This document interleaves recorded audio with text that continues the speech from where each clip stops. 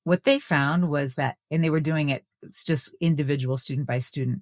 And what they found is that when one student in a classroom went through the SSP and became more regulated, that classroom itself would calm down.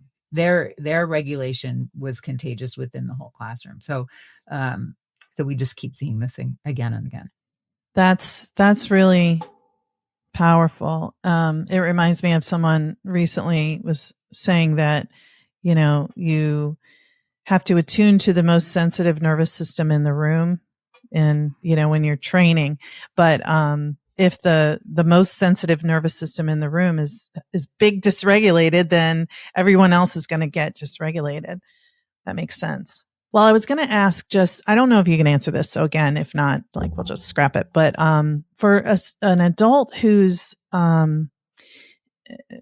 their early, say first 3 years, they didn't have a strong enough attachment bond with their primary caregiver. And now as an adult, they are in relationships. They don't identify as autistic, but they feel like revulsion or recoil when people behave in a nurturing way toward them. Would that be something that might be helped through SSP? Or is that just like a way that some nervous systems are? No, it's not the way nervous systems are. It's what has happened to a nervous system. It's actually you're documenting what I mentioned earlier, that during those 3 years, the nervous system was becoming accessible, but it was really becoming vulnerable because those who were supposed to connect and take care of weren't, in a sense, doing their job. Right. So the issue is not that there's anything wrong with the nervous system, not that it's now locked in and can't get out, is that we now see the trajectory of an adaptive system that is basically birthed into an environment that wasn't safe and adjust it. So part of the therapeutic model is literally you start praising that individual's nervous system for you honor it. Because what happens is that in most therapeutic models, the individual is feeling very sad and guilty about their nervous system. They're embarrassed by it. They want, it's failed them. And instead, as you start, in a sense, praising what it's done in terms of its adaptive one to keep the individual alive and safe, you start getting a portal into moving that state. So the defense of staying in there starts to dissipate and slowly opens up. And in a sense, the models are always the same. If you get a rescue dog, what do you do with the rescue dog? Do you run and grab it and hug it? No, you expect it to be tentative. Slowly. So in a sense, the nervous system has to be trained to accept the other in proximity. In a sense, accessibility is the word. The nervous system is becoming trained to become accessible. And that's where SSP helps. But relationships help, support, presence support. And even with older people that you may be working with these histories, top-down narrative, psychoeducation is powerful. Once they start to understand their own trajectory, they start creating a different narrative. The beauty of the world of trauma, from what I learned from it, is that it doesn't matter how disruptive the lives have been. Whether there's never been an experience of truly being safe enough in the arms of another, there's still a vision of that occurring. And I found that really kind of a remarkable feature of what it is to be a human. That is, even if we don't have those experiences, we have a vision of what those experiences could be like. It reminds me of I interviewed Peter Levine, and he said, it's never too late to heal your inner child. I was like, yeah. Healing is always possible. So yes. I'm really grateful for what you both are doing to contribute to helping end needless suffering in the world and, bring kindness, dare I say. I know it's weird talking about kindness, but I really appreciate you both. Well, thank you, Laura. Basically, what this journey has taught me, and actually the journey of polyvagal theory of safe and sound protocol, is that we have embodied in our own nervous system toolkits to be this benevolent, generous, connected species. And it's only through external features of how we are raised, the culture that we're in, the demands placed on us, that we downregulate this wonderful part of what it is to be a human. Well, thank you both so much for spending some time here with me on Therapy Chat today. I can't wait to share this and your book with everyone. And where can people learn more? Do you want to give like your website or the Unite website? What's the best way for people who want to dig deeper to find the book and all this good stuff y'all are doing? First of all, the book is available at the publisher, Sounds True, at their website, soundstrue.com. There's also a bonus page for the book on that same website, soundstrue.com. Or what is it? Safe-and-sound. And Okay, I'll link to that. I'll make sure I send you the correct link. If for more information about SSP itself, Unite is the licensor of SSP, and they have a terrific website, and there's a lot you can learn just by going there. And then the Polyvagal Institute is another great place to learn more, such rich resources on polyvagal theory, and that's polyvagalinstitute.org. Beautiful. I'll link to all of those in the show notes, and anyone who's listening can save. Anyone who wants to be a certified SSP provider can save on the training with the link in the show notes too. So thank you both again so much for being here today on Therapy Chat. Thank you, Laura. Thank you, Laura. Thank you for listening to Therapy Chat with your host, Laura Reagan, lcsw-c. For more information, please visit therapychatpodcast.com.